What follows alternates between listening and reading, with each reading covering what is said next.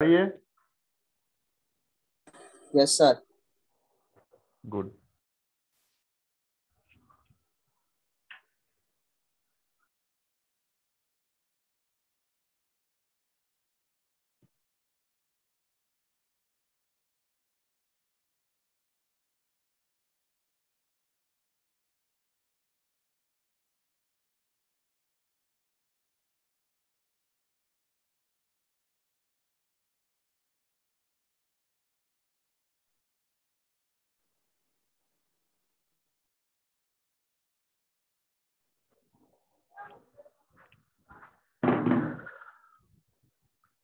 Board दिख रहा है सबको? बोर्ड विजिबल है? Yes sir. Yes sir.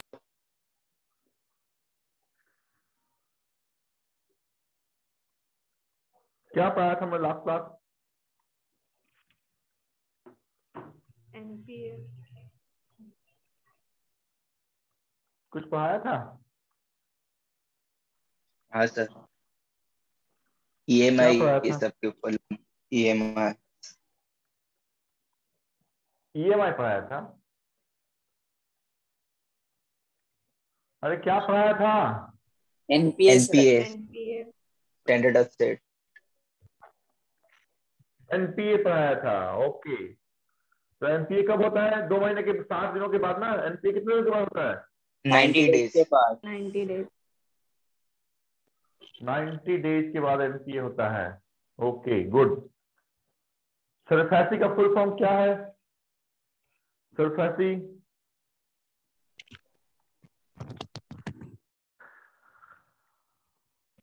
Securitization and reconstruction of financial assets and enforcement of security interest. कहाँ से देख के बोला? सर हुआ है, अपने मन से बोला है। Good, very good. Kaushal Dombivli, Kaushal आवाज आ रही है? Yes sir. लास्ट क्लास में थे? Yes sir. एनपीए का फुल फॉर्म क्या होता है? बिल्कुल आसान सा question. Sir non performing asset. Non performing asset कितने टाइप्स के होते हैं भाई? सर 3 टाइप के। कितने, कौन कौन से? सबस्टैंडर्ड एसेट, डाउटफुल एसेट और लॉस एसेट या बैड लोन। क्या बात है, वेरी गुड। माही अग्रवाल डोंबिवली, माही आवाज आ रही है? Yes sir. लास्ट क्लास थी? नहीं सर, फर्स्ट। पहली क्लास है? माही आपसे बात कर रहा हूं मैं। Yes sir.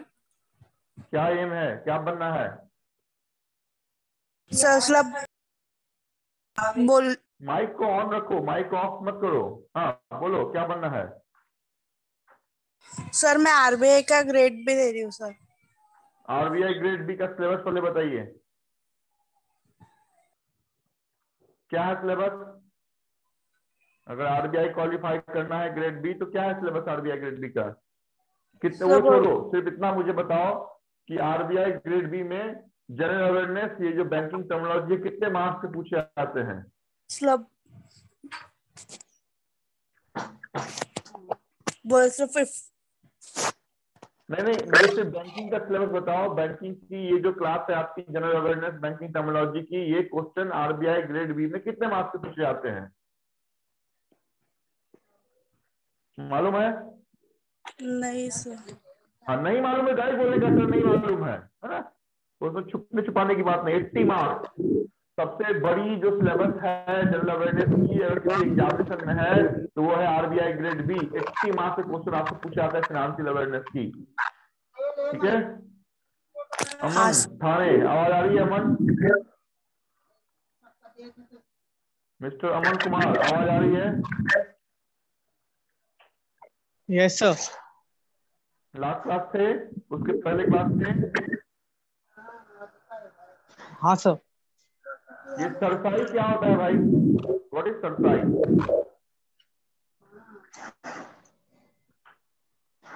सो सरसल का फुल फॉर्म है central registry of security asset is considered interest. होता क्या है? मैं सर ये बोलता हूँ, बैंक से अगर मॉर्गेज लेता है। हाँ हाँ सर। बोलो बोलो, कंटिन्यू। सर ये बैंक से लोन लेते हैं, मतलब बैंक लोन लेती है रजिस्टर मोटाज से, बैंक मॉर्गेज लोन देती है सस्ताई में? बोरो करती है। नहीं समझ पाया मैं, एक बार फिर से दोहराओ जरा अपने आंसर को। सर बैंक को रजिस्टर अमन? करना पड़ता है अपने मोटल। Yes sir correct. बैंक को कितने दिनों के रजिस्टर करना अंदर? पड़ता है अपने मोटल मोटल डिटेल्स 30 डेज के अंदर। क्या बात है, एक्सलेंट, वेरी गुड।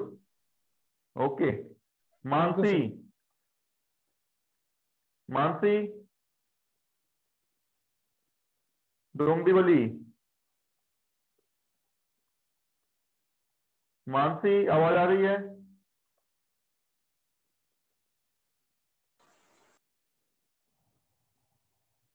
नहीं।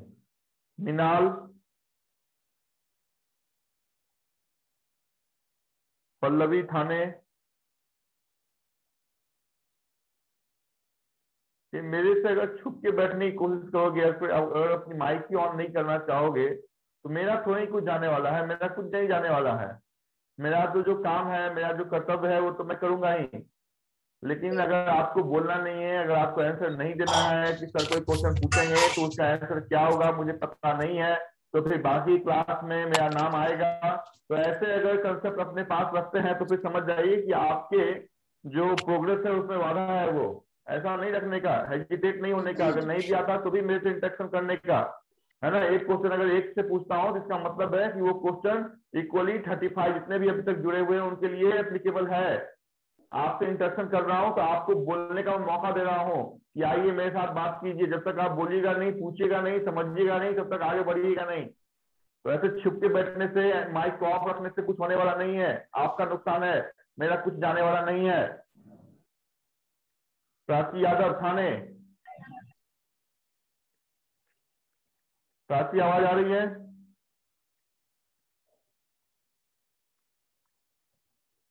दीपाली, क्या हो गया? सबका माइक ऑटो ऑफ हो गया है क्या? विशाल चौहान दादर। Yes sir. विशाल साहब, ऑफलाइन क्लास स्टार्ट हुई आपकी दादर ब्रांच में? सर मैं ऑनलाइन ही अटेंड करता हूँ, ऑफलाइन नहीं जाता। ऑनलाइन अटेंड करते हैं। हाँ सर। क्या बनना है आपको? Hello. What you want to become? क्या बनना है, क्या एम है, क्या लक्ष्य है? सर रेलवे में जाना है। रेलवे में कौन से पोस्ट पे जाना है? टीसी के। टीसी के पोस्ट पे जाना है? हाँ सर। अरे ये पक्का घूस वाले आदमी हो तुम। क्या सर? पक्का घूस कमाई खाने वाले आदमी हो तुम। नहीं सर। हाँ? नहीं सर। हाँ तो कोई बोल ही नहीं सकता है ना कि सर जाऊंगा तो मैं घूस लूंगा, ऐसा तो कोई बोल ही नहीं सकता है।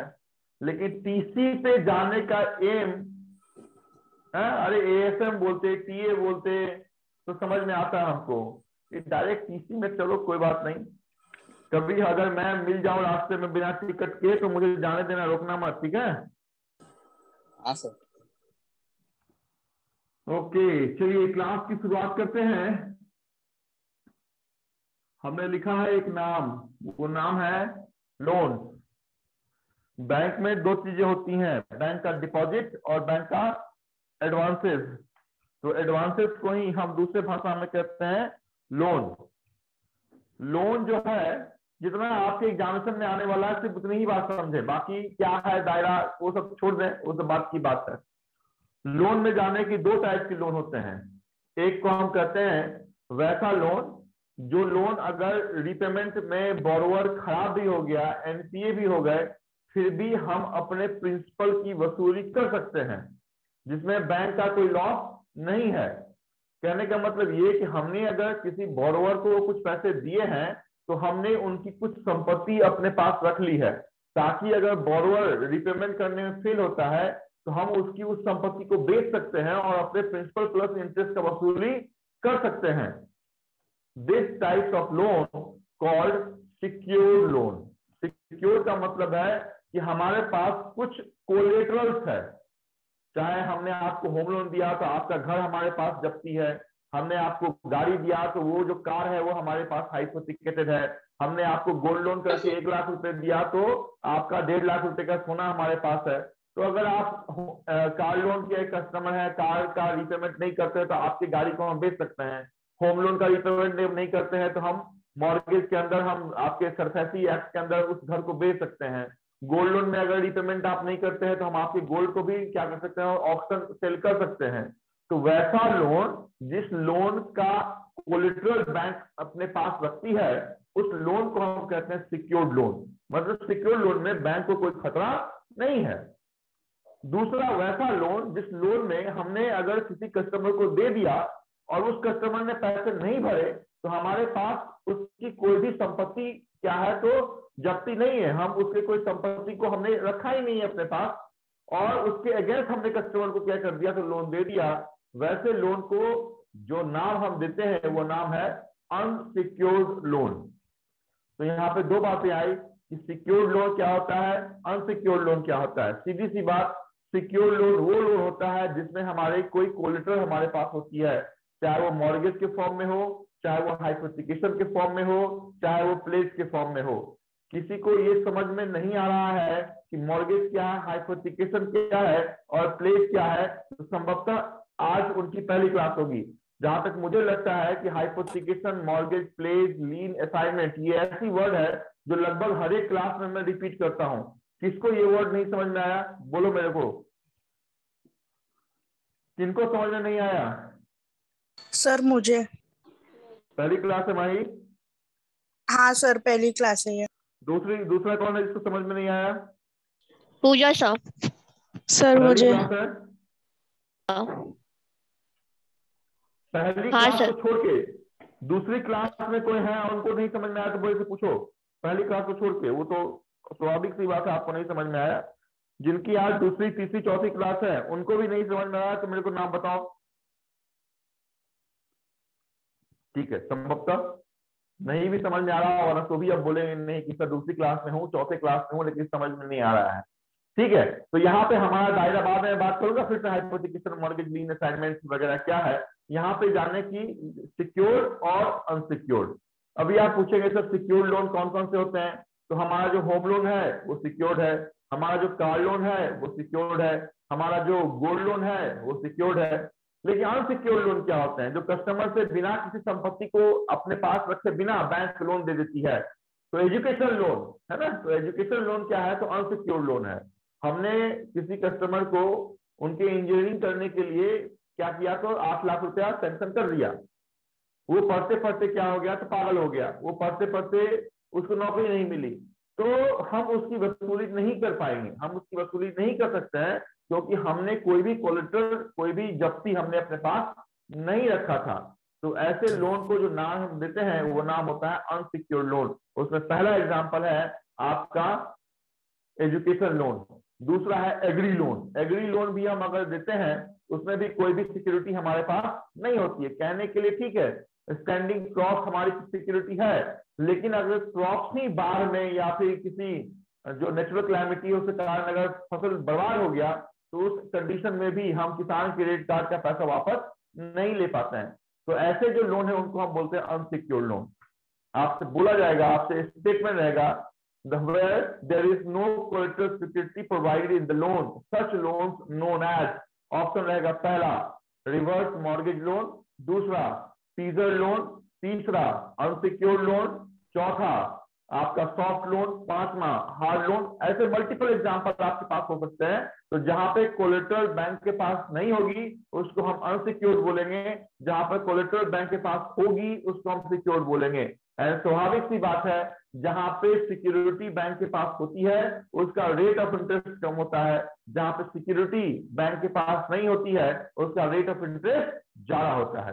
तो आप देखें कि आज के रेट में अगर होम लोन आपको अगर लेना है, आपके फैमिली मेंबर्स को लेना है, तो 6.9% में होम लोन अभी मिल रहा है, 7% आप मान के चले। लेकिन एजुकेशन लोन को लेने जाएगा तो 11% चल रहा है, कोई अगर आपका मुद्रा लोन लेने जाएगा तो 10.5% चल रहा है, तो जहां पर सिक्योरिटी नहीं है, रिस्क है, तो रिस्क है तो इंटरेस्ट भी ज्यादा पेमेंट करना पड़ेगा, रिस्क नहीं है इंटरेस्ट भी कम आपको पेमेंट करना पड़ेगा। तो इस लोन को दो पार्ट में हम डिवाइड करते हैं, सिक्योर्ड और दूसरा unsecured. Secured loan are those loans which are backed by assets, backed by assets, or unsecured loan are those loans which are not backed by,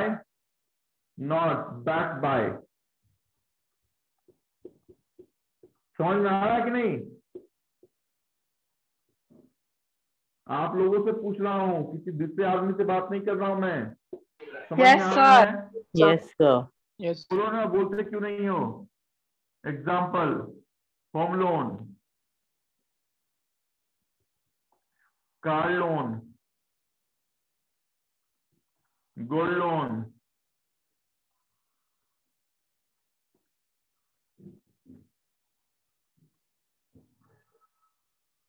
ये वर्ड जो मैंने लिखा है, इस वर्ड को कैपिटल लेटर में लिखिएगा, कोलेटरल। कोलेटरल का होता है कोलेटरल का मतलब होता है ऐसा कोई एसेट जो हमारे पास है। Education loan, agree loan,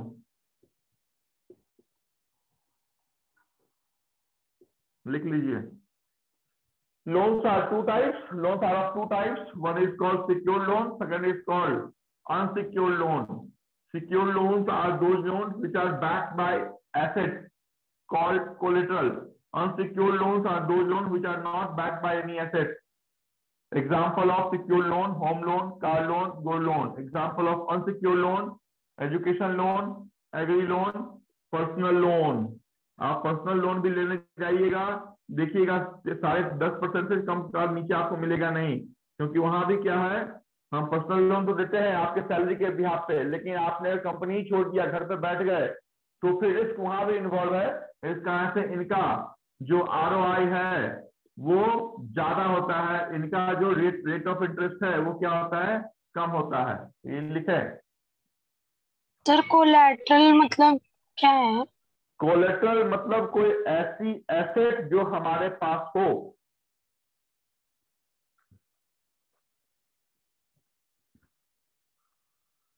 sir physical asset ना? फिजिकल एसेट हो गया ना वो तो, एक टाइप का। हाँ, फिजिकल एसेट।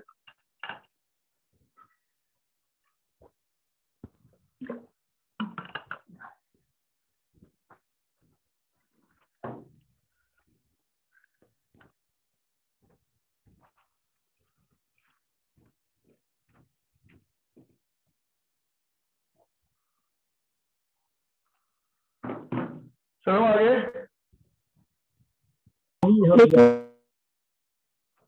बोलो बोलो। सर वो ROI का जो एक्चुअल फुल फॉर्म है वो रिटर्न ऑन इन्वेस्टमेंट होता है। एक्चुअल आपसे पूछा जाए कि ROI स्टैंड फॉर, तो उस कंडीशन में आपकी जो आंसर रिटर्न ऑन इन्वेस्टमेंट लिखा हुआ वही होगी, लेकिन यहाँ पे समझने के लिए आप समझ जाए रेट ऑफ इंटरेस्ट। ये ROI रेट ऑफ इंटरेस्ट मेरे और आपके बीच में रहेगा, लेकिन ROI आपकी एग्जामिनेशन पूछा गया कि ROI का फुल फॉर्म, तो रिटर्न ऑन इन्वेस्टमेंट होता है। इसको ROI का मतलब आप इंटरेस्ट मान के चलो, इंटरेस्ट मान के चलो,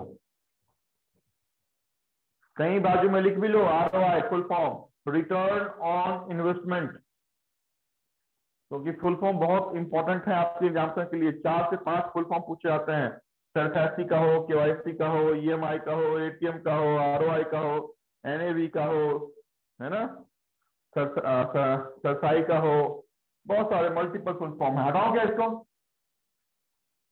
Yes, sir.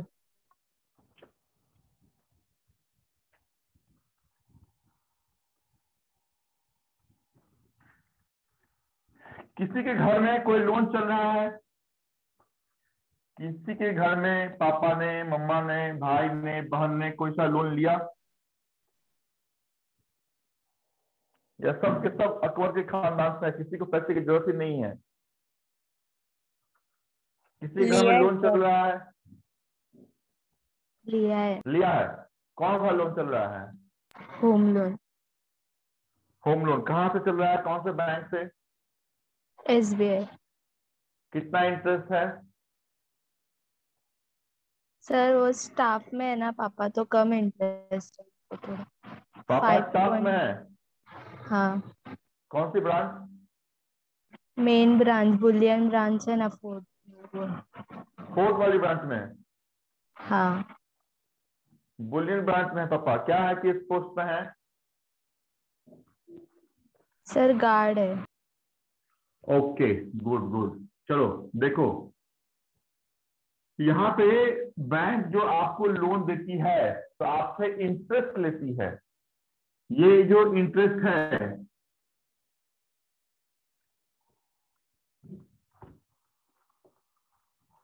ये जो 4 नाम लिख रहा हूं, इस 4 नाम को किसी भी कंडीशन में भूलने का नहीं।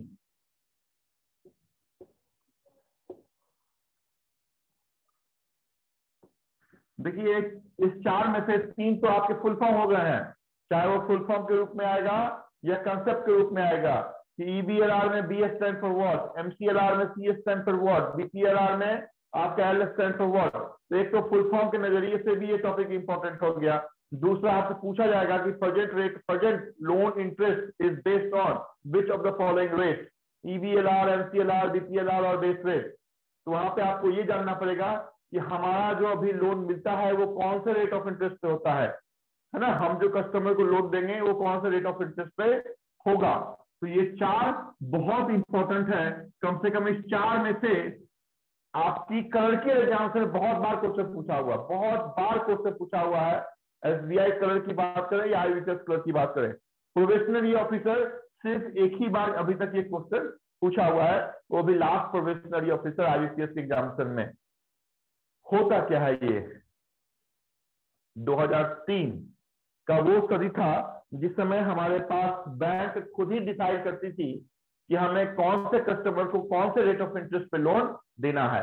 तो पूरा जो पावर था वो बैंक के हाथों में था कि हमें ये कस्टमर अच्छा है, इसको इतने % पे लोन देना है। यहाँ पे मतलब रेट ऑफ इंटरेस्ट हम खुद तय कर सकते थे कि हमें इस कस्टमर को कितना % रेट ऑफ इंटरेस्ट पे लोन देना है। उस रेट ऑफ इंटरेस्ट का नाम था, जो 2003 में चला करती थी, नाम था BPLR। फुल फॉर्म था benchmark prime lending ratio, BENCH, benchmark prime lending ratio. तो PLR तो मैंने वैसे ही लिखा है, B स्टैंड फॉर बेंचमार्क है, प्राइम लेंडिंग रेशियो है। 2003 में चला करता था। उसके बाद क्या हुआ, तो 2003 से तो चला, हमने इसको बंद कर दिया। कब बंद कर दिया, तो हमने इसको बंद कर दिया 2010 में।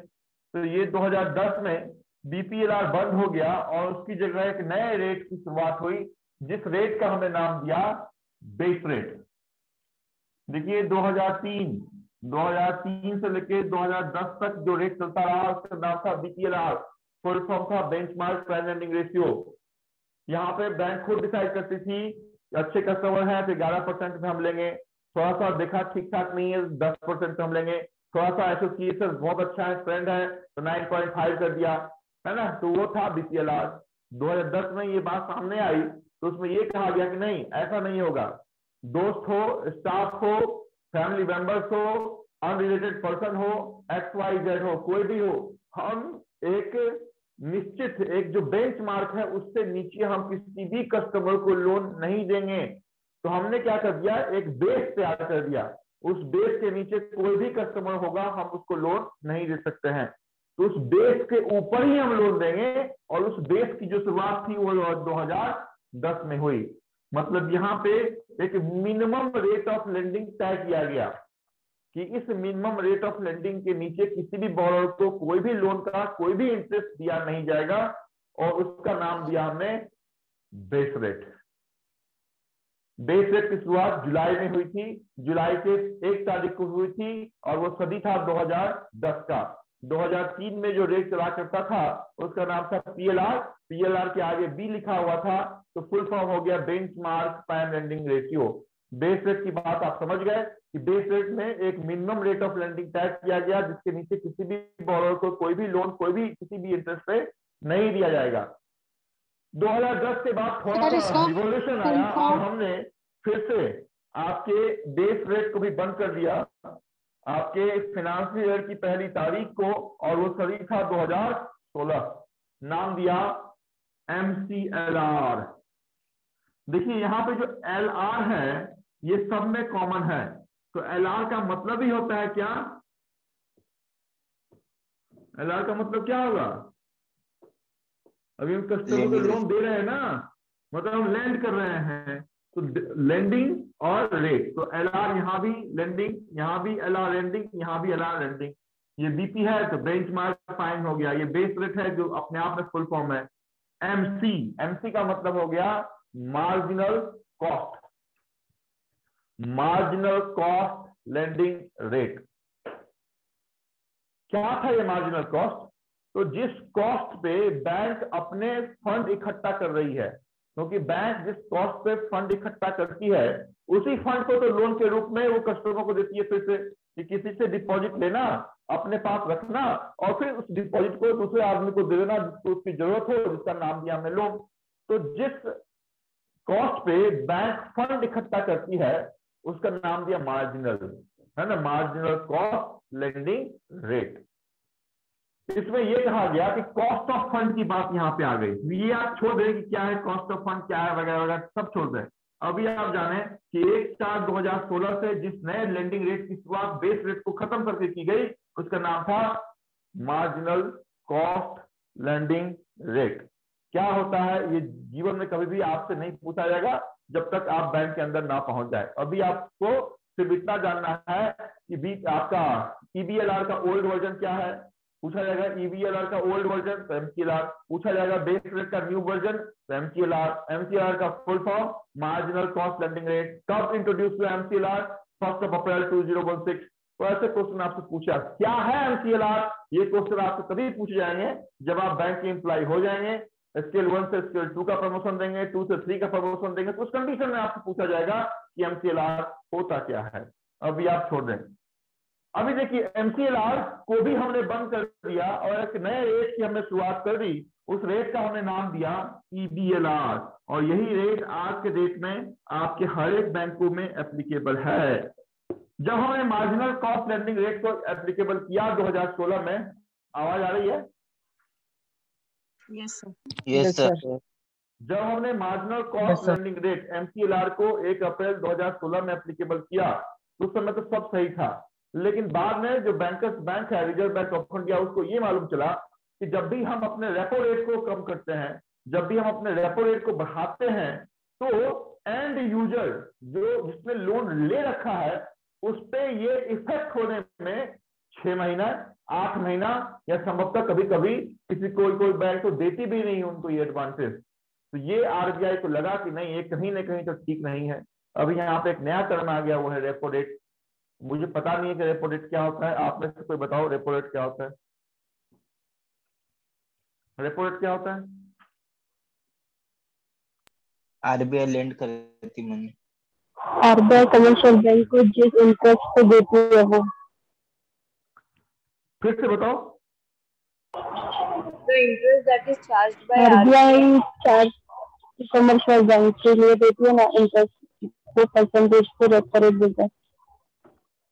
Then what is bank rate? आपने जो बोला कि RBI जिस रेट पे अदर कमर्शियल बैंकों को लोन देती है उसको हम रेपो रेट करते हैं, तो फिर ये बैंक रेट क्या है? Bank rate RBI 90 days bank को अब देती है। हाँ, term period, short term purpose के लिए repo rate short Okay. Term के लिए रहता नहीं है, सर, बैंक लॉन्ग सुनो टर्म यहाँ के लिए पे। रहता है बैंक रेट। क्या होता है कि बैंक रेट रेपो रेट, जब मैं RBI की बात बताऊंगा तो वहां पे आपको bank rate, repo rate, SLR, reverse repo rate, MSF, LAS की बात करूंगा। यहाँ पे थोड़ी सी बात आप जान लें कि जिस रेट पे मैं बैंक से, मैं बोरोअर हूं, मैं कस्टमर हूं, मैं एक आम इंसान हूं, मैं जिस रेट पे बैंक से लोन लूंगा उस रेट का नाम EBLR होगा। समझ में आ रहा है या नहीं? Yes sir. यस एक कस्टमर को बैंक जिस रेट पे लोन देगी उस रेट का नाम EBLR होगा। लेकिन वो बैंक जब अपने फादर से, अपने पिता, उसका पिता कौन होगा बैंक का पिता? RBI। Bank of India. तो वो बैंक रिजर्व जब बैंक। अपने फादर से लोन लेगी उस रेट ऑफ इंटरेस्ट का नाम दो होता है। एक का नाम होता है बैंक रेट, दूसरे का नाम होता है रेपो रेट। दोनों एक ही है। जिस रेट पे RBI किसी भी दूसरे कमर्शियल बैंकों को लोन देगी उसको हम बैंक रेट भी बोलते हैं, उसको हम रेपो रेट भी बोलते हैं। रेपो का फुल फॉर्म होता है रीपरचेज ऑर्डर। बाद में इसकी बात हम करेंगे। तो जिस रेट पे RBI किसी दूसरे कमर्शियल बैंकों को लोन देती है उसको बैंक रेट और रेपो रेट दोनों बोला जाता है। बट डिफरेंस एक है, अगर उस बैंक ने, उस कमर्शियल बैंक ने, उस बैंक ऑफ इंडिया ने 90 डेज के अंदर वो पैसा RBI को चुका दिया तो RBI जो रेट ऑफ इंटरेस्ट उस बैंक पे चार्ज करेगी वो rate of interest repo rate का होगा। और 90 दिनों के बाद अगर रिपेमेंट किया गया है तो वो जो रेट ऑफ इंटरेस्ट है वो बैंक रेट का होगा। कहने का मतलब साधारण सा ये है कि the rate of interest eight which RBI borrows money, RBI lends money, not borrows, RBI lends money to other commercial banks for short term purpose is called repo, for long term purpose is called bank rate। यही मैं बात समझाने की कोशिश कर रहा हूं कि बाद में RBI को ये मालूम चला कि हम जब भी अपने रेपो रेट की कटिंग करते हैं तो एक्चुअल जो एंड यूजर पे भी उसका कटिंग होना चाहिए ना। उसका 9% पे होम लोन चल रहा है तो वो भी तो 25 बेसिस या 50 बेसिस पॉइंट कम होके 8.75 8.5 होना चाहिए। तो वो ऐसा होता नहीं था। ऐसा होता इस कारण से नहीं था क्योंकि MCLR रिड्यूस बैंक करती नहीं थी। बड़ी बैंक चलो कर भी देती थी लेकिन जो छोटी मोटी कोऑपरेटिव फैसिलिटी बैंक है वो कर नहीं पाती थी, जिसका नुकसान बैंक कस्टमर को होता था। तो RBI ने बोला कि भाई साहब इस MCLR को भी बंद कर दो। वो MCLR जिसकी शुरुआत 1 अप्रैल 2016 को की गई, जिसका फुल फॉर्म हमने मार्जिनल कॉस्ट लेंडिंग रेट के रूप में बताया है, और उसकी जगह RBI के कहने पे एक एक्सटर्नल, अभी तक ये सब बैंक का इंटरनल चल रहा था, RBI कहने पे एक एक्सटर्नल रेट ऑफ इंटरेस्ट को फॉलो किया गया। कब फॉलो किया गया? तो अक्टूबर, महात्मा गांधी के जन्मदिन से एक दिन पहले 2019। कब होगा फिर? तारीख कौन सी होगी? 1 अक्टूबर 2019। और नाम दिया हमने E स्टैंड पर क्या होगा? एक्सटर्नल। यस, अभी बोलते बोलते मैंने बोला कि एक एक्सटर्नल, क्योंकि अभी तक बैंक के अंदर क्या चल रहा था। अभी RBI बोलती है भाई एक्सटर्नल मतलब अपने बैंक का छोड़ के मेरा अडॉप्ट करो, दैट इज कॉल्ड एक्सटर्नल। और B स्टैंड पर क्या होगा? BLR, B for benchmark. Okay. External benchmark lending rate कब से इंट्रोड्यूस हुआ? 1/10/2019 से। जैसे ही रेपो रेट रिड्यूस होगा वैसे ही आपका भी रेट ऑफ इंटरेस्ट, आपके लोन का भी rate of interest automatic reduce हो जाएगा, क्योंकि ये RBI की प्लेटफॉर्म पे काम कर रही है। ये है आपका EBLR। थोड़ी बात समझ में आई? 50% बात समझ में आई? Yes sir. Yes sir. पूरा समझ में आ गया? इसको 100% समझ में आया? सर मुझे बेस रेट नहीं समझा। बेस रेट समझ में नहीं आया? ठीक है, चलो एक को नहीं समझ आया बेस रेट। और कौन किसको क्या नहीं समझ में आया? बोलो बोलो, मेरे साथ मुंह खोलो। सर मुझे EBLR नहीं समझा। एक को बेस रेट समझ में नहीं आया, एक को EBLR समझ में नहीं आया। ठीक है, MCLR किसको समझ में नहीं आया? मैं डायरेक्ट पूछता हूँ आप, क्योंकि 4 में से 2 तो निकल गया और मैंने आउट हो गया। तीसरा, MCLR किसको समझ में नहीं आया? कहने का मतलब ये है कि चारों रेट किसी न किसी को समझ में नहीं आए हैं। कोई बात नहीं, मैं फिर से बताता हूं। बेस रेट में क्या किया गया मैडम? बेस रेट में एक मिनिमम सीमा तय की गई है ना। तो एक मिनिमम रेट ऑफ लेंडिंग, जहां पे एक लकीर खींच दी गई, लक्ष्मण रेखा खींच दी गई कि इस लक्ष्मण रेखा के नीचे हम किसी को भी लोन नहीं देंगे। तो एक बेस पॉइंट हमने बना दिया कि उसके नीचे कहते हैं ना, कहीं आप जाओगे किसी फोर्ट पे तो लिखा होता है डेंजर, वो लिखा होता है डेंजर, वो आप समझ जाते हैं कि भाई साहब इसके आगे हम गए तो हम पूरा का पूरा ऊपर चले जाएंगे। तो उस डेंजर पॉइंट से आप आगे जाते नहीं है जहां पे वो खंभा गड़ा रहता है। तो वैसे ही यहाँ भी एक खंभा गाड़ दिया गया जिसको कहा गया कि एक बेंच मार्क हमने बना दिया, एक मिनिमम रेट हमने बना दिया, एक बेसिस पॉइंट हमने तय कर दिया जिसके नीचे कोई भी रेट ऑफ इंटरेस्ट किसी को भी नहीं दिया जाएगा। सपोज अगर बेस हमने 8 बना दिया है तो किसी को हम 7.9 पे लोन नहीं देंगे, किसी को हम 7.99% पे भी लोन नहीं देंगे। जब भी देंगे चाहे तो 8 पे देंगे या 8.5 पे देंगे। तो when minimum rate of lending is decided, this minimum rate of lending called base rate। समझ में आया? यस सर, उसका फुल फॉर्म एक बार बताइए ना। बेस रेट अपने आप में फुल फॉर्म है, उसका कोई अपना अनोखा फुल फॉर्म नहीं हो। बेस रेट नहीं है, ऐसा नहीं कि BAS अलग अलग अपने वर्ड को एब्रिविएट करता है, ऐसा नहीं है। बेस रेट का कोई फुल फॉर्म नहीं, वो अपने आप में एक फुल फॉर्म है। सर BPLR का फुल फॉर्म बताए नहीं? सब बताता हूँ। अभी कंसेप्ट समझो, फुल फॉर्म लिखाने में लिखा है कि सब लिखाऊंगा ना, मैं डिक्टेट करवाऊंगा ना। अभी किसी को क्या नहीं समझ में आया था? किसी ने बोला था क्या नहीं समझ में आया?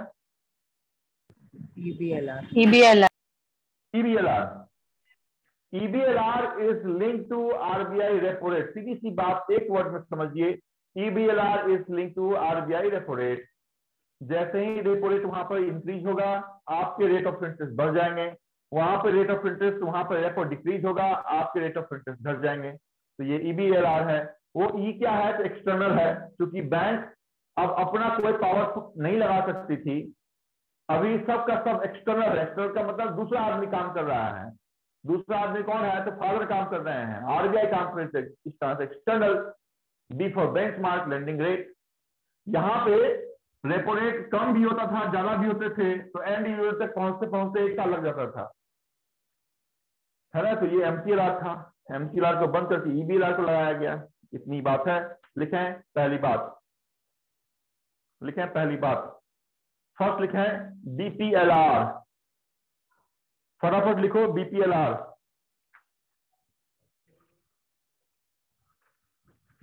फुल फॉर्म लिखें benchmark prime lending rate, benchmark prime lending rate. लिखें BPLR was an old concept. BPLR was an old concept introduced in 2003.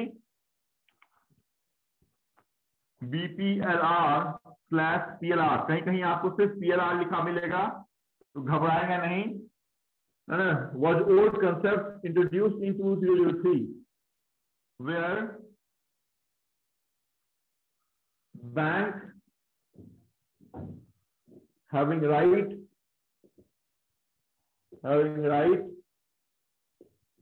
to decide loan interest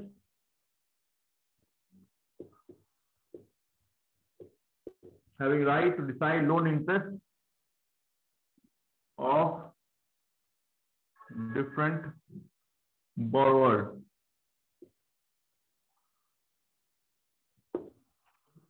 Hence, interest vary bank to bank and customer to customer. Hence, interest vary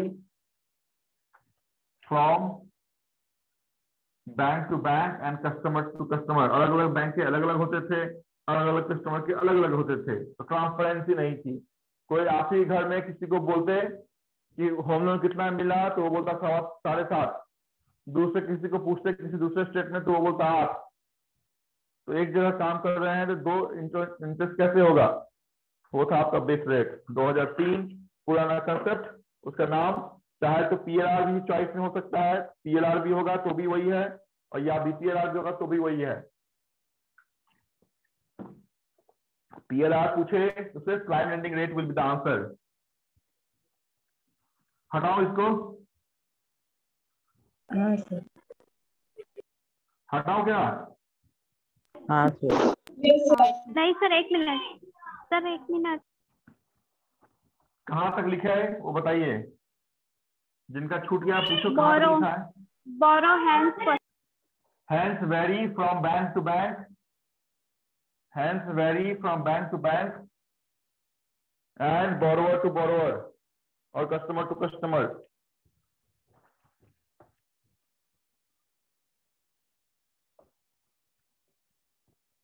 Base rate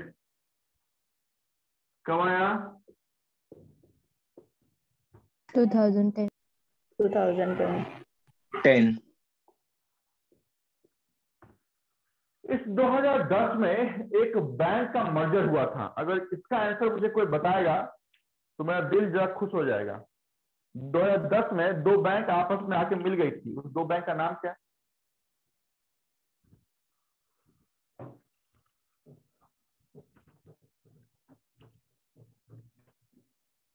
बोलो बोलो बोलो। Sir bank of Baroda. Bank of Baroda और bank of Ghatkopar. 2010 में दो बैंकों का विलय हो गया था। कौन कौन से ये बैंक है?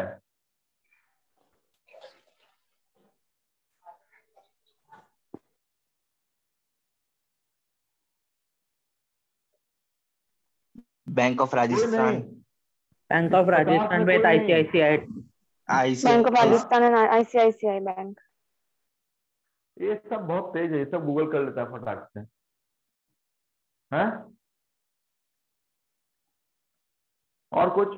अरे एग्जामिनेशन के हिसाब से बताओ, 2010 में बहुत सारी कोऑपरेटिव बैंक मर्ज हो गई होगी, राजस्थान ICICI का मर्ज हो गया होगा। ये सब कोई क्वेश्चन नहीं है आपके एग्जामिनेशन के। मुझे एक्चुअल बताओ क्या बताया था मैंने। Once upon in time through this online platform हमने SBI की बात की थी। कुछ अभी याद आ रहा है? Bank of Indore. Punjab national bank. Bank of Indore. तुम छोटी बात करते हो, मैं यहाँ SBI की बात करता हूँ, तुम पंजाब नेशनल बैंक की बात करते हो।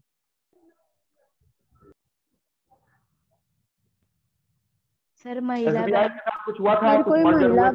बैंक थी। महिला बैंक है। महिला बैंक थी। अरे महिला बैंक तो जिंदा 2013 में हुई भाई। भारतीय महिला बैंक का स्थापना एस्टैब्लिशमेंट 2013 का। 2010 में वो क्या घास खेलने आएगा वहां पे? State Bank of Indore. क्या बात है, कहाँ से देखा भाई? गूगल बुक में से देखा। कहाँ से देखा? आपने लिखवाया था ना। अच्छा, ऐसा आंसर आना चाहिए। स्टेट बैंक ऑफ इंदौर है ना। 7 एसोसिएटेड बैंक थी स्टेट बैंक ऑफ इंडिया की। State Bank of Saurashtra, State Bank of Indore, State Bank of Hyderabad, Patiala, Mysore, Bikaner, Jaipur and Travancore. उसमें सबसे पहले जो SBI के साथ मर्ज होने वाली बैंक थी उसका नाम था state Bank of Indore in the year 2008। 2008 में SBI के साथ स्टेट बैंक ऑफ इंदौर जो उसकी एसोसिएटेड बैंक थी वो मर्ज हो गई। 2010 वो पीरियड जिस पीरियड में state Bank of Saurashtra State Bank of India के साथ मर्ज हुई। और बाद में अभी हाल ही के दिनों में हमने 5 associate bank of state Bank of India including भारतीय महिला बैंक, ये 6 बैंक को SBI ने विलीन करके SBI को वर्ल्ड की 45वीं सबसे बड़ी बैंक का हमने नाम दिया है। ऐसा याद करो भाई, ऐसे याद रहेंगे तब एग्जाम देने में मजा आएगा। Base rate where minimum rate of lending was decided, called base rate. Date भी लिखिएगा।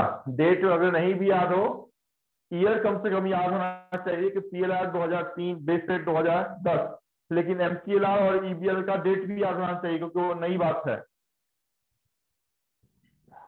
सर रेट ऑफ के बाद में क्या लिखा है? लेंडिंग ना। Where minimum rate of lending was decided, called base rate. Minimum rate हमने फिक्स कर दिया कि इसके नीचे हम किसी को भी लोन नहीं देंगे। पहले कस्टमर को देख के लोन दिया जाता था, उसके बाद एक बेंचमार्क डिसाइड कर दिया गया कि इसके नीचे भाई कुछ भी हो जाए लोन नहीं मिलेगा।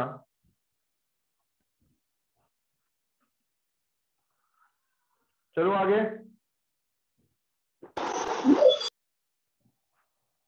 हटाओ क्या? Yes sir.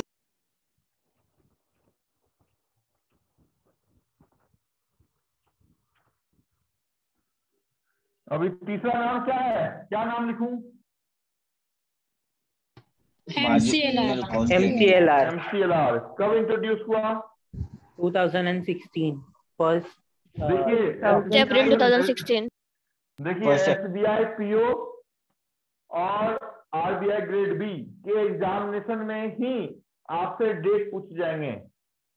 अदरवाइज किसी भी बैंक का आपका IPS PO हो गया या किसी भी बैंक का क्लर्की हो गया, सिर्फ आपको उसका फुल फॉर्म याद रहता है और नया कंसेप्ट कौन है, पुराना कंसेप्ट कौन, इतना भी याद रहता है तो आपका काम निकल जाएगा। एक क्वेश्चन से पूछ जाएंगे EBLR, MCLR, full form, PLR, base rate, कब आया, कब गया, क्या है, तो पूछे जाएंगे। MC का मतलब क्या है? M का मतलब मार्जिनल कॉस्ट लेंडिंग अच्छा, रेट। मुझे लगा कि बैंक में चल रहा है तो बिल्कुल मनी में डूब गए हैं। Marginal cost lending rate, financial year की पहली तारीख 1/4 और वो ईयर था 2016। क्या था इसमें? तो bank decide rate of lending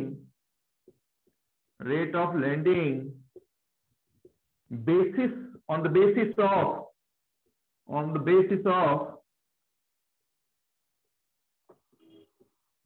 of cost of fund। Cost of fund का मतलब क्या है? हम जो आपसे पैसा सेविंग अकाउंट में ले रहे हैं उस पर हम आपको 2.5% का इंटरेस्ट दे रहे हैं या 3% का इंटरेस्ट दे रहे हैं सेविंग पे, तो वो हमारा कॉस्टिंग है, क्योंकि वही फंड तो हम इकट्ठा कर रहे हैं। उस फंड को इकट्ठा करने में मेरा कितना जा रहा है?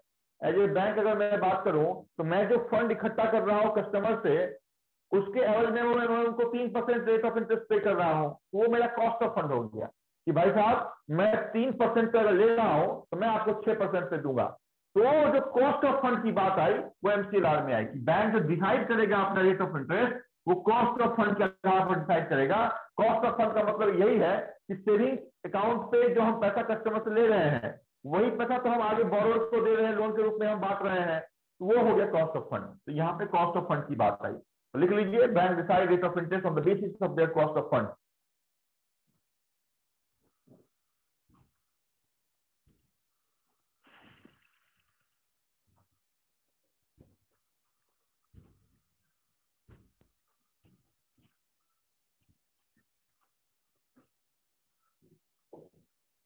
हटाओ क्या? Yes sir. Yes sir. Yes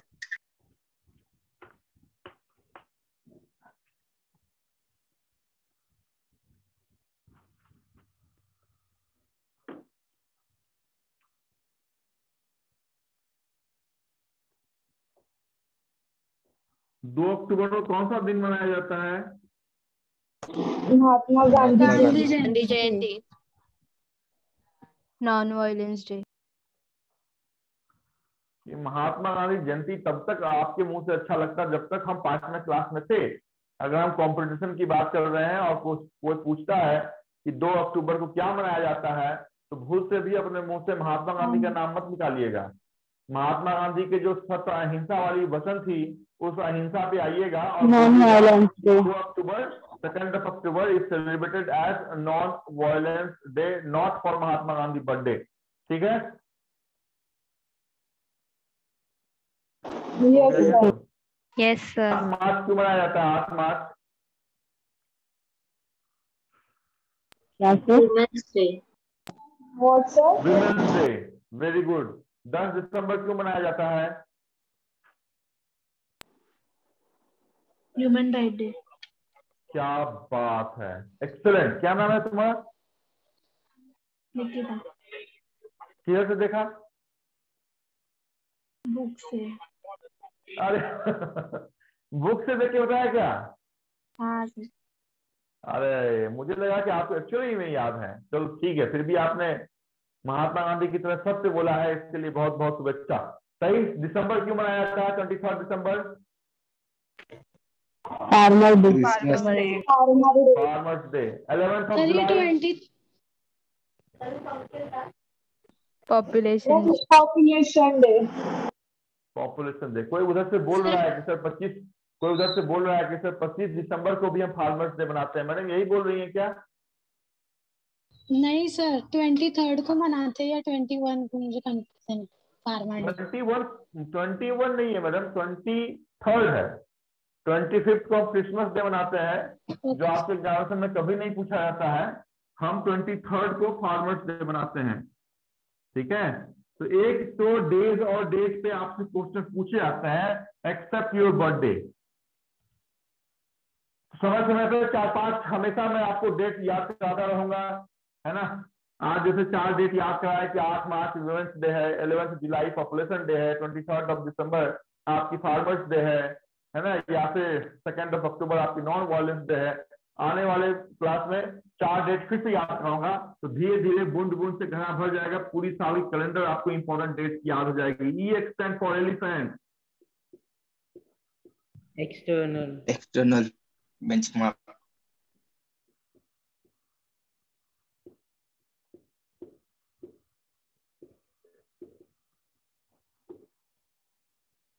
External benchmark lending rate applicable from 1st of October 2019.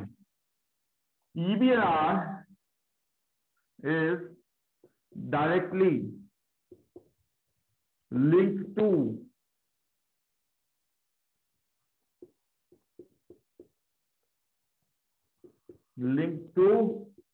कौन सा रेट?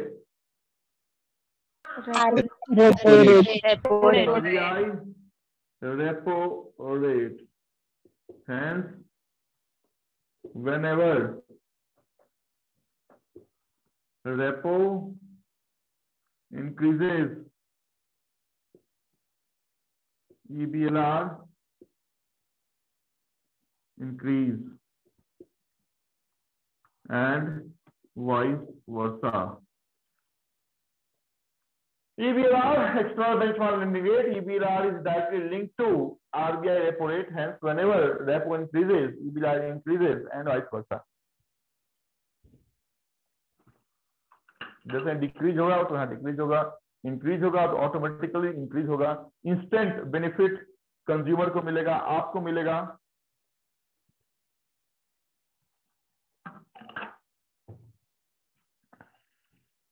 सर इंक्रीजेस के बाद क्या लिखा है? Increases and vice versa. Vice versa का मतलब अगर डिक्रीज होगा तो डिक्रीज होगा।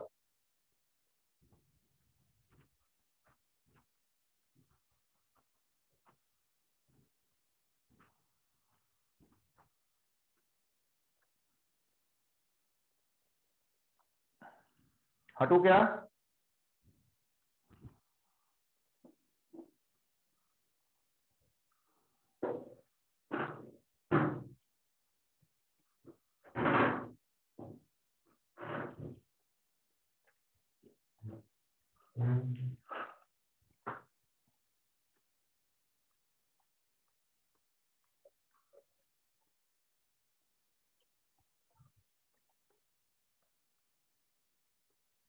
डन?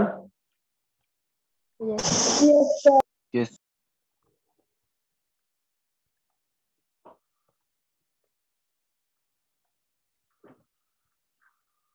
अभी ये रेपो इंक्रीज क्यों होता है या डिक्रीज क्यों होता है, और अगर होता है तो इसका इफेक्ट क्या होता है?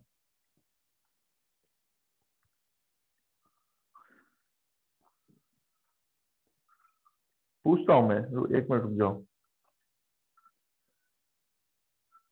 Joshi madam, Dimple Joshi sir madam, ये रेपो रेट अगर बढ़ता है तो उसका असर क्या होता है? सर बैंक बैंक RBI से लोन नहीं लेगा, रेट ज्यादा होगा तो, और इससे कैश का फ्लो कम होगा मार्केट में। नहीं, उससे मार्केट में क्या हलचल होती है, क्यों आखिर बहुत बार आप देखते होंगे कि आरबीआई का आज रिव्यू आया है, उसमें 25 बेसिस पॉइंट रेपो रेट को या बैंक रेट को कम कर दिया गया है। तो ये जो कम किया जाता है, इसका असर आप पे क्या होता है या मार्केट पे क्या होता है? फिर अगर कम होगा तो बैंक के पास भी ज्यादा पैसे होंगे, वो कस्टमर को ज्यादा पैसे देंगे, इसलिए फ्लो बढ़ेगा मार्केट में कैश का। ओके, और उल्टा अगर कम होगा तो?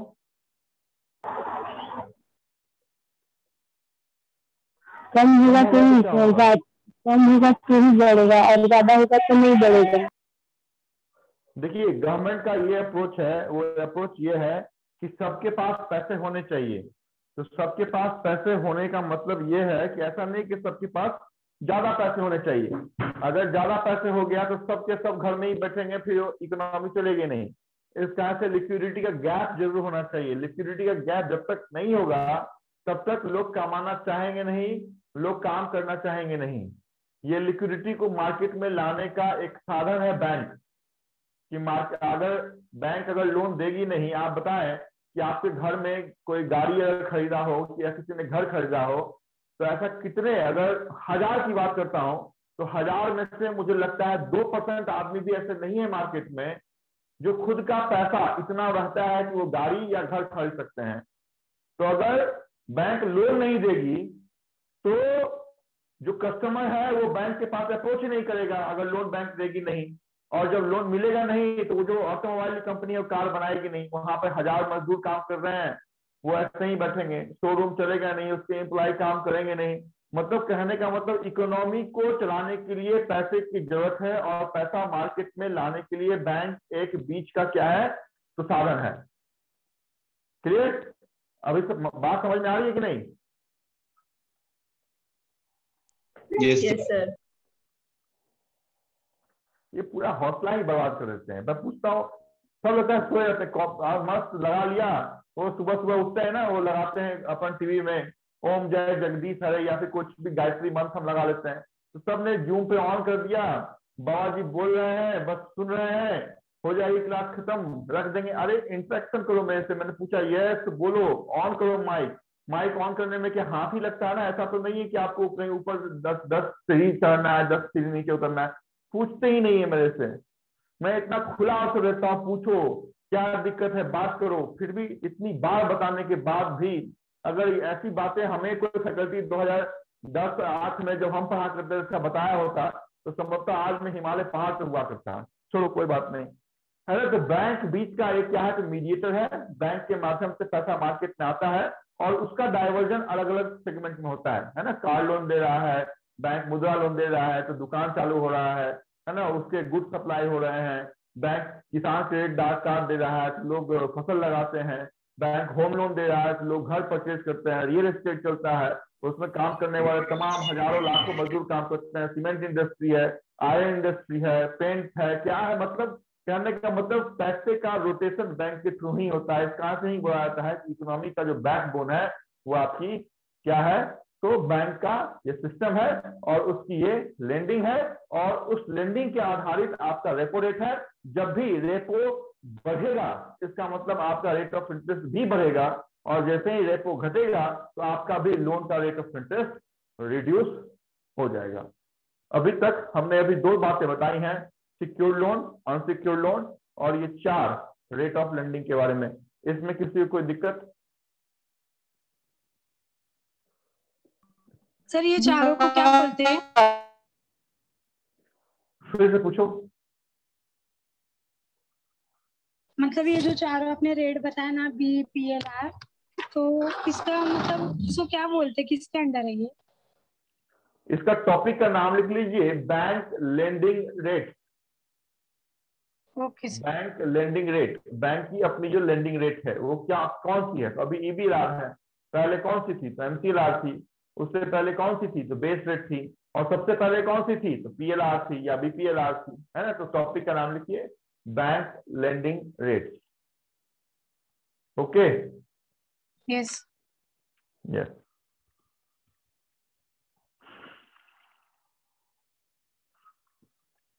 अभी अलग अलग टाइप के लोन होते हैं, उसमें से एक लोन को हम कहते हैं माइक्रो फाइनेंस लोन।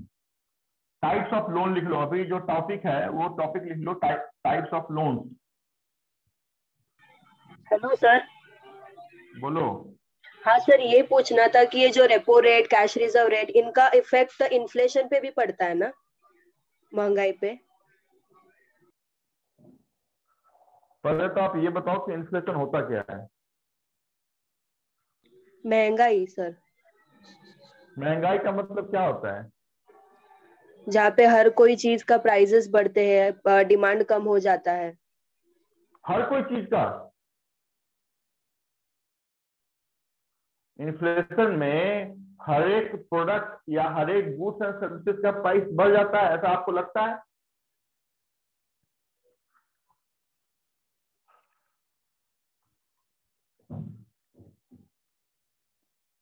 मैंने पूछा इन्फ्लेशन में हर एक गुड्स सर्विसेज का प्राइस बढ़ता है क्या? नहीं। मनी की वैल्यू कम होती है सर। देखो, इन्फ्लेशन में क्या होता है, इन्फ्लेशन दो कारणों से आते हैं।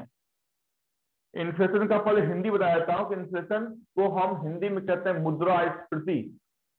दो कारणों से इन्फ्लेशन आते हैं। एक तो पहला है मार्केट में जो मनी सप्लाई है वो ज्यादा हो गया है, तो अगर मनी सप्लाई ज्यादा होगा तो सीधी सी बात है जो परचेजिंग पावर है वो बढ़ जाता है।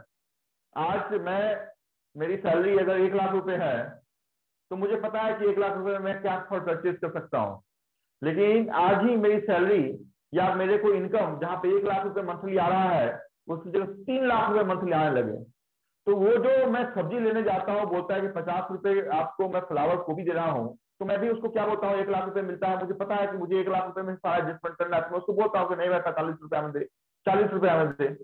लेकिन जैसे ही 3 लाख रुपया मैं मंथली सैलरी आ जाएगा तो वो बोलेगा कि 50 रुपए है, मेरा ठीक है लो यार 50 रुपए फटाफट दो। वो क्या हो गया, परचेजिंग पावर मेरी बढ़ गई। तो इन्फ्लेशन का पहला कारण है कि मनी सप्लाई का मार्केट में ज्यादा आना। दूसरा एक और कारण है, वो कारण ये है कि डिमांड का बढ़ जाना और उसके कंपैरिजन में प्रोडक्ट का शॉर्टफॉल हो जाना। अभी यहाँ पे मान लीजिए मुंबई में एक ही क्लास है ना, बैंक की एसएससी की एक ही क्लास है, तो क्या होगा कि और उनके पास बैठने के लिए जो फिजिकल क्लास में 30 ही जगह है और पढ़ने वाले 50 आ गए, तो हम क्या बोलेंगे कि भाई हमारी जो फी है वो 30,000 रुपए है, जिनको देना है वो अंदर आओ, जिनको नहीं देना है वो बाहर जाओ। आपको भी पता है कि यही एक मात्र क्लास है जो अच्छी क्लास है, और क्या नहीं है तो अवेलेबिलिटी ऑफ प्रोडक्ट या सर्विसेज नहीं है, दूसरा आपको अल्टरनेटिव नहीं है। जहां पे हम अपनी फी पहले 15,000 रुपए रखे हुए थे, अभी हमको पता चल गया कि डिमांड हमारा ज्यादा हो गया है, और आपको भी पता है कि इसका मतलब प्रोडक्टिविटी है वो एक ही है, बाहर नहीं है, तो आप भी क्या कीजिएगा, मर के 30,000 रुपए आप दीजिएगा। तो दो कारणों से इन्फ्लेशन आते हैं।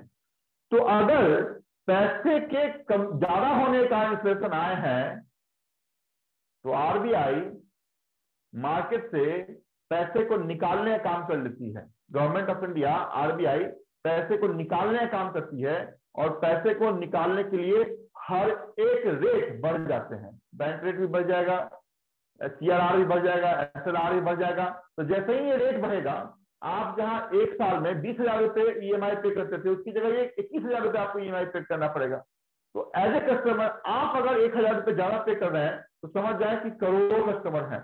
तो ये होता है मार्केट से पैसे को निकालने का साधन। जो क्वेश्चन आपने पूछा था कि क्या इन्फ्लेशन को कम करने के लिए सीआरआर एसएलआर वगैरह लगते हैं, अभी समझ में आया मेरी बात?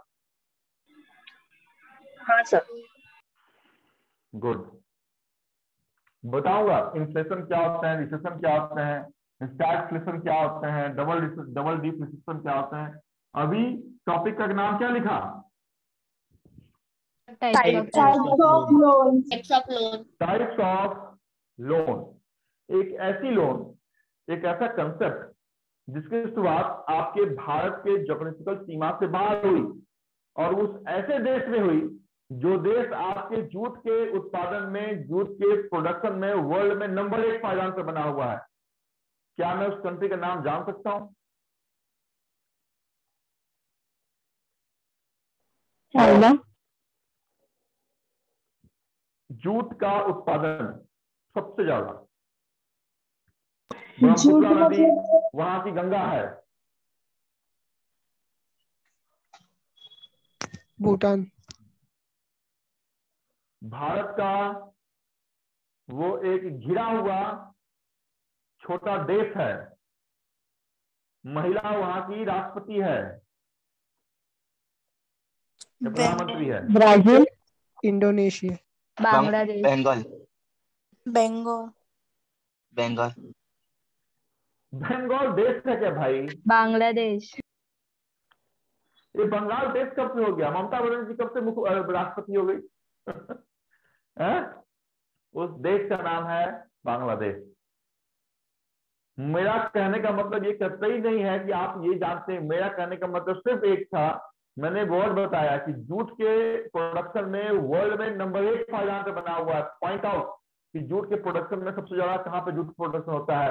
अगर देश के अंदर पूछा जाए तो बिल्कुल बांग्लादेश का जो सटा हुआ राज है आपके इंडिया का, जहां की मुख्यमंत्री आपकी महिला है, शेला होबे वहां का नारा था। कौन सा प्रदेश?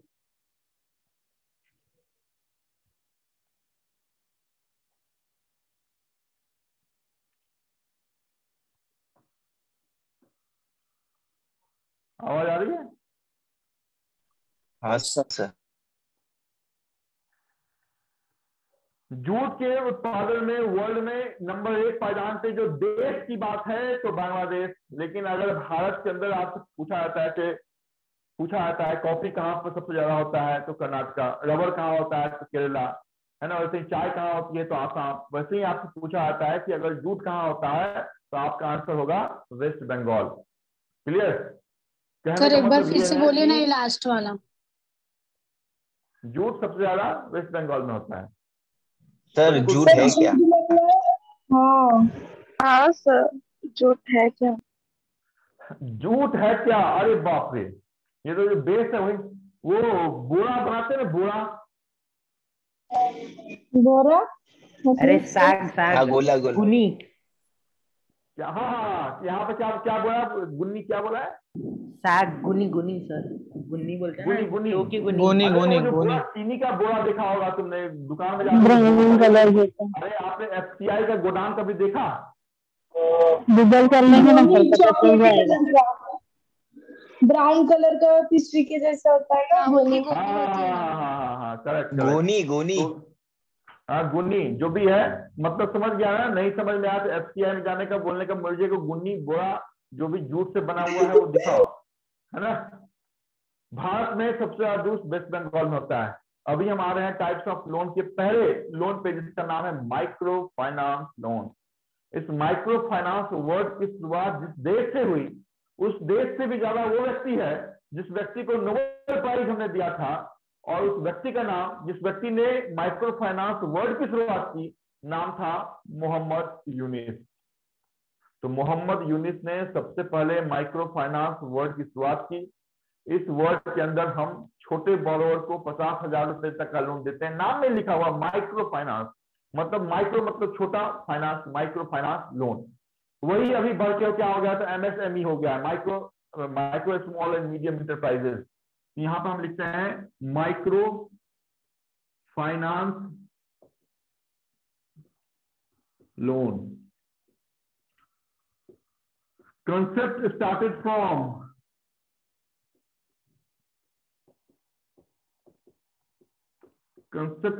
बाय मोहम्मद, बहुत इंपॉर्टेंट ये नाम है, Yunus, from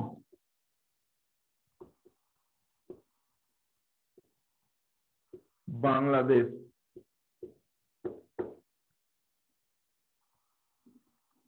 In India, up to 50,000 rupees sanction under micro finance loan.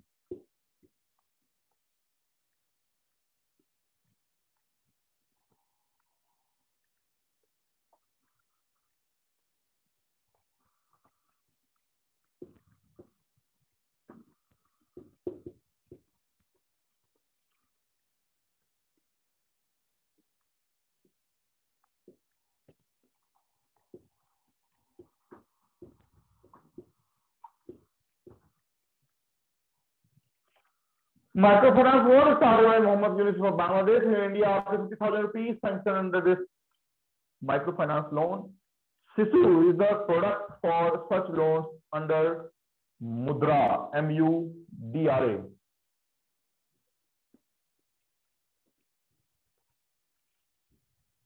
Sir, non-job account started by MD. MD का मतलब Mohammad Yunus, YUNIS from Bangladesh. Sir MF मतलब मैन्युफैक्चरिंग ना? MF का मतलब माइक्रो फाइनेंस। जिस ओके संदर्भ में बात कर रहे हैं सिर्फ उसी संदर्भ का समझने का, नहीं तो पता चला कि आपने कौन सा बोला, कौन सा मैन्युफैक्चरिंग, कोई दूसरा बोलेगा। वो एक और था ना, कोई वो हुसैन, मोहम्मद हुसैन, क्या नाम था, शिव याद नहीं आ रहा है।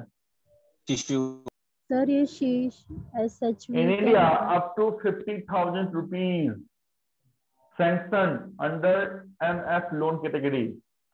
तीसरी बात लिखा है सिसु। बताता हूँ क्या होता है Shishu. Shishu is the product for such loans under Mudra, MUDRA, capital में लिखिए मुद्रा।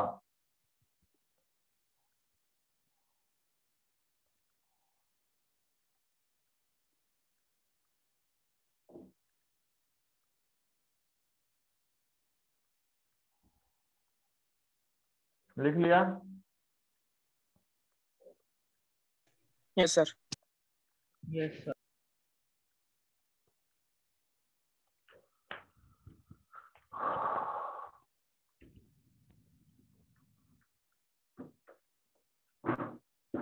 सबसे ज्यादा गन्ना कहाँ पे होता है?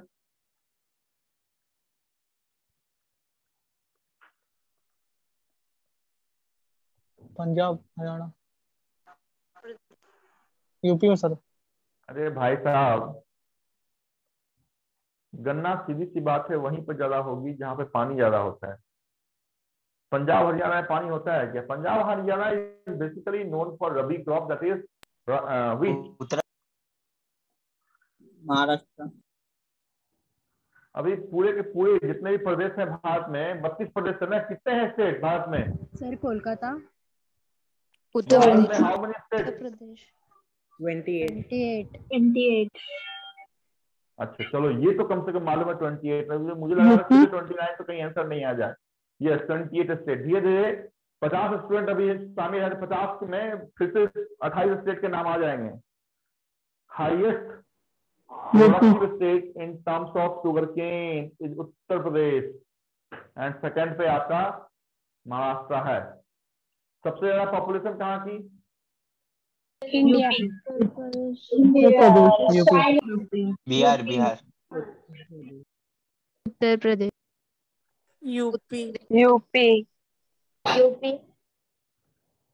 देखो उत्तर प्रदेश भी कोई बोल रहा है, यूपी भी कोई बोल रहा है, महाराष्ट्र भी बोल रहा है, उधर से बिहार का भी आंसर आ रहा है। महाराष्ट्र सेकंड प्लेस पे है सब पॉपुलेशन में। मुझे पता नहीं है, इसका आंसर पूछ रहा हूँ। Highest in terms of population Uttar Pradesh, second position पे आपकी प्रदेश, थर्ड पोजीशन पे मेरी प्रदेश। कौन होगा? हैदराबाद। का नाम बताइए अभी आप। हैदराबाद।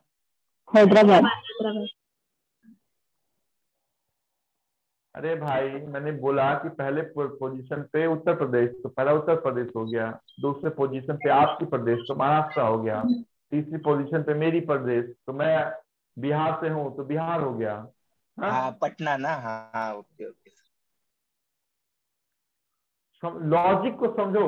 मैं इसका अर्थ बताता हूं कि कम से कम रीजनिंग का, वो कहते हैं रीजनिंग में आखिर क्यों argument, assumption, course of action, cause and effect पूछे जाते हैं आपसे एनालिटिकल रीजनिंग। आपको मालूम है प्रोविजनरी ऑफिस से आप देने जाओ, आपको मालूम चलेगा कि 10 के क्वेश्चन 10 आपके argument, assumption, course of action, cause and effect से आता है। कारण यही है कि एनालिटिकल अप्रोच होना चाहिए आपका। Build up your analytical approach. हम आते हैं अभी छोटे से बच्चे के ऊपर। उस बच्चे का नाम है शिशु, और उस बच्चे के बाप के ऊपर आते हैं, उस फादर का नाम है मुद्रा, और इस बाप के भी बाप के ऊपर आते हैं, उसका नाम है भारत के प्रधानमंत्री साहब नरेंद्र मोदी। मोदी साहब ने एक नए स्कीम की शुरुआत की आपकी। उस स्कीम का नाम दिया हमने micro unit development refinance agency, और उसका शॉर्ट फॉर्म दिया हमने मुद्रा। प्रधानमंत्री साहब ने ये बोला कि अगर किसी अनफंडेड पर्सन को फंड की जरूरत है एक नए इंटरप्रेन्योरशिप के लिए, ताकि वो एक और बंदे को, 2 और बंदे को, 5 और बंदे को एम्प्लॉयमेंट प्रोवाइड कर सकता है, तो अनफंडेड को हम फंड प्रोवाइड करवाएंगे, और जिस स्कीम के अंदर हम उन्हें लोन देंगे उस लोन का नाम हम देंगे मुद्रा, MUDRA, micro unit development refinance agency. और उसके अंदर उन्होंने बोला कि हम मैक्सिमम 10 लाख रुपए तक का लोन बिना किसी कोलेटरल के देंगे। आई होप कि कोलेटरल अजूबा ना लगे। कोलेटरल समझ में आ रहा है आपको? नहीं सर। हम 10 लाख रुपए तक का लोन बिना किसी कोलेटरल से देंगे, लेकिन इस 10 लाख को हम 3 सेगमेंट में बांटेंगे। एक 50,000 रुपए तक का लोन देंगे, दूसरा 50,001 रुपए से लेके 5 लाख रुपए तक का लोन देंगे, और तीसरा 5 लाख 1 रुपए से लेके 10 लाख रुपए तक का लोन हम देंगे। और ये 3 सेगमेंटेशन के 3 अलग नाम दिए गए। पहला नाम था 50,000 रुपए तक के लिए, जो आपके बोर्ड पर मैंने सर्कल बनाया है, नाम है शिशु। अगर 50,000 से ऊपर चाहिए तो वो नाम होगा किशोर, अगर 5 लाख से ऊपर चाहिए तो वो नाम होगा तरुण। तो आपसे पूछा जाता है कि मुद्रा के कौन कौन से वेरिएंट नहीं है, which of the following is not a correct category of मुद्रा, शिशु, किशोर।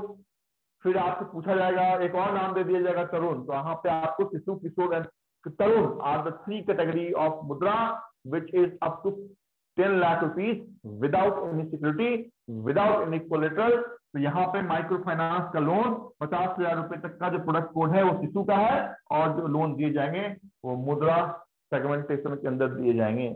अभी समझ में आया? सर कोलेटरल मतलब क्या? हाँ सर कोलेटरल मतलब? अब पूरी रामायण खत्म होने पे है, कोलेटरल का मतलब नहीं मालूम? आपने क्लास कब ज्वाइन किया, कितने बजे? सर मैं थोड़ी लेट हुई थी सर। हाँ लेट हुई थी सर, 11 को लेट हो गई तो कैसे होगा मैडम? एक बार जो व्हाट्सएप पर मैसेज निकल गया फिर वापस नहीं होता है, 7 मिनट के बाद डिलीट हो जाते हैं, डिलीट नहीं होते हैं वो। Collateral means security. सिक्योरिटी का मतलब है आपका मॉर्गेज, हाइपोथिकेशन, लीन, असाइनमेंट, प्लेस इत्यादि को हम कहते हैं एक भाषा में कोलेटरल। ठीक है, सीधी सी बात, अगर कोलेटरल नहीं समझ में आ रहा है तो उसका दूसरा भाई का नाम समझने का, दैट इज कॉल्ड सिक्योरिटी, है ना। बैंक 10 लाख रुपए तक का लोन देगी, लेकिन आपको ये नहीं बोलेगी कि आपका घर हमारे पास गिरवी रखो, आपकी गाड़ी। आवाज नहीं आ रहा है।